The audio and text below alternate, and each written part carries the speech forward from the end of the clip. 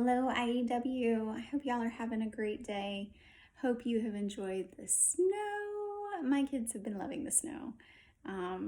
We've been waiting and waiting for snow since we didn't really get any last winter. So hope it's been good where you are, whether you're snuggling up inside and looking out at how pretty it is, or you've been out in it. Wondering what you guys have done, whether it's been sledding or snowman building or what. All right, this week is very simple. Y'all have been learning how to read a lot of information, pick out 5 to 7 interesting facts, and then writing about it. And this is where you are summarizing your resource. You're not taking every sentence, you're just picking out the interesting facts.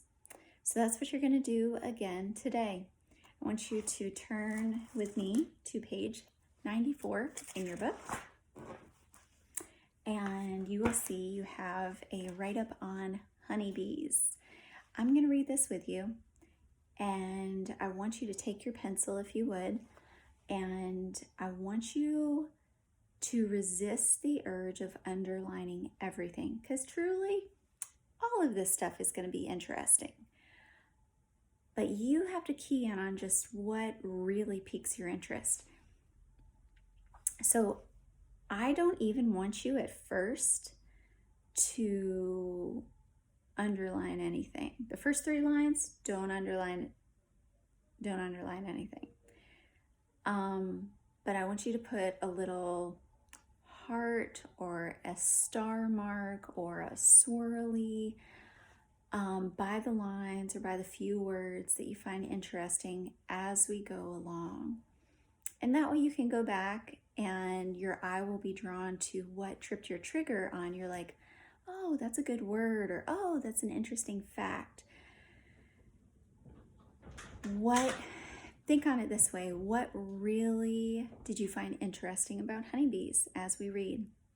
And if I read a sentence that stands out to you like that, then put a star or a heart or a swirly by that sentence or those words. Here we go. Honeybees, page 94. Honeybees live in hives. They build them in hollow places like the insides of old trees. The hives look like a huge wall of thousands of tiny rooms. Each room is the same size and shape. They are called cells. How do the bees build such precise homes?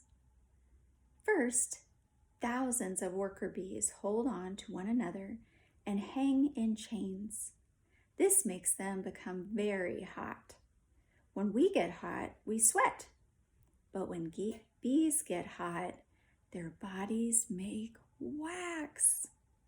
The bees then put the wax in their mouths and use their tongues to shape it into a cell.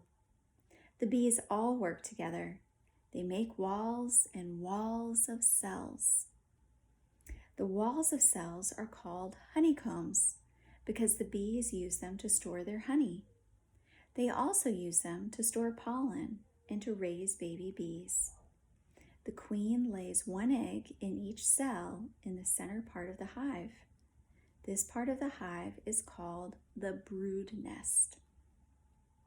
Some bees stay at the entrance of the hive to guard against other bees and animals that want their honey.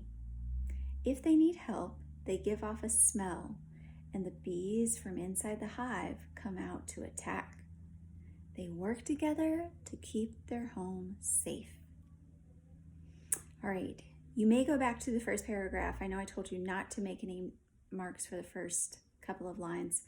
You can go back and make an X or a star or heart mark if there's anything super interesting there you want to hold on to. But now you basically are going to decide what are the 5 to 7 most interesting facts to you. And you're going to work them into your keyword outline on the next page, on page 95.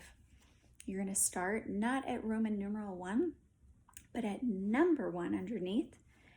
And that's going to be your first interesting facts. Remember, you're going to use 3 words only 3 or up to 3, and as many symbols and abbreviations as you like, but make sure it's something that you're really going to know what it is days later, just in case there's a day or two between writing it and writing your keyword outline. So you have to choose at least 5 interesting facts, but no more than 7 because you're summarizing. You're not telling every single detail back. You are then going to go back and remember the topic clincher rule, where you have 2 to 3 keywords in the topic sentence, 2 to 3 keywords in your clincher sentence, and you highlight them and they repeat or reflect one another. You are going to think about what your topic sentence should say to the reader to announce what your paragraph is about, and you're going to be thinking of what those 2 to 3 keywords might be as you put your topic sentence keywords down on your outline. If you need help, feel free to ask your teacher. You have wonderful teachers at your disposal. Y'all are always welcome to reach back out to me with any questions. I would encourage you, after you write your keyword outline, turn to page 96 and look at your checklist. Kind of read through it a little bit. It is amazing how it will save your grade, making sure you get a good grade by looking and remembering what you're getting points for. And therefore, if you don't put in what you won't get points for, and your grade won't be as fantastic. So with this, I hope this finds you well. That's the end of our class for the day. We'll learn something new next week, but this will be a little more practice and putting together, summarizing your resources. Y'all have a wonderful rest of your week. I'll look forward to being back on here with you next week, and take care for now. Bye.